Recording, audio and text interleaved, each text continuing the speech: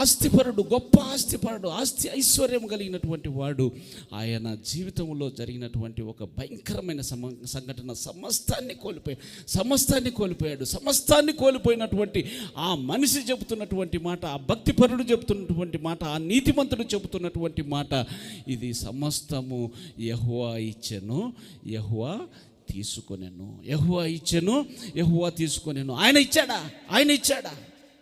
ఇచ్చాడంటే ఇంత కోట్ల ఆస్తిని ఆయన ఇవ్వడం ఏంటి? మరి ఆయనే కదా నాకు ఇచ్చింది. భక్తిపరుడు, నీతిమంతుడు చెప్పేటువంటి మాట, ఇది నా కష్టార్జితము, లేకపోతే నేను ప్రయాస, నా జ్ఞానము అని చెప్పుకోడు. ఆయన చెప్పినటువంటి మాట ఏమిటంటే, ఇది ఆయన కృప వలన నేను పొందుకున్నాను. ఆయన కృప వలన పొందుకున్నాడు. తీసుకున్నాడు ఆయన. తీసుకొని యోబు గ్రంథం మొదటి అధ్యాయం చివరి 2 మాటలు. యోబు గ్రంథము మొదటి అధ్యాయం. నేను నా తల్లి గర్భంలో నుండి దిగంబరినై వచ్చి తిని దిగంబరినై అక్కడికి తిరిగి వెళ్ళేదను.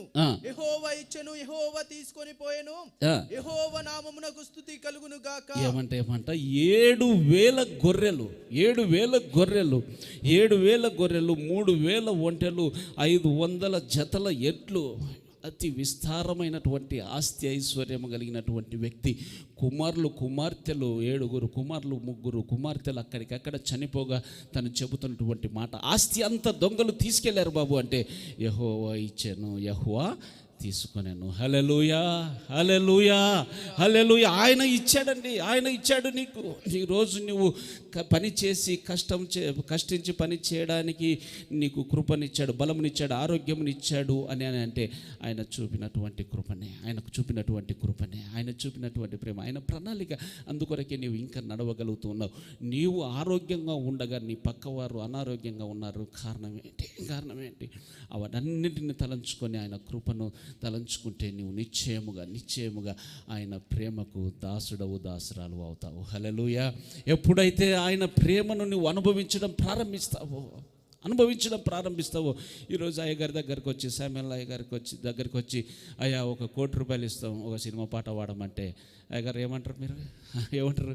అసలు కోటి కాదురా, నువ్వు ఆస్తి అంతది ఏది ఈ యొక్క ఆంధ్రలో కాబట్టి ఆంధ్ర అంతా ఆ బడ్జెట్ అంతా తీసుకొని వచ్చినా నేను చేయను. ఈ లోకమంతా తీసుకొని వచ్చి నాకు ఇచ్చిన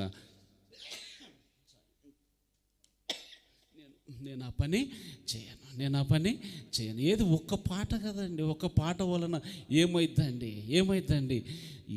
ఈ లోక ఆస్తి ఆయన నామస్మరణకు సమానము కానే కాదు. ఎందుకంటే ఆయన ప్రేమను రుచి చూచాడు గనక. హల్లెలూయా.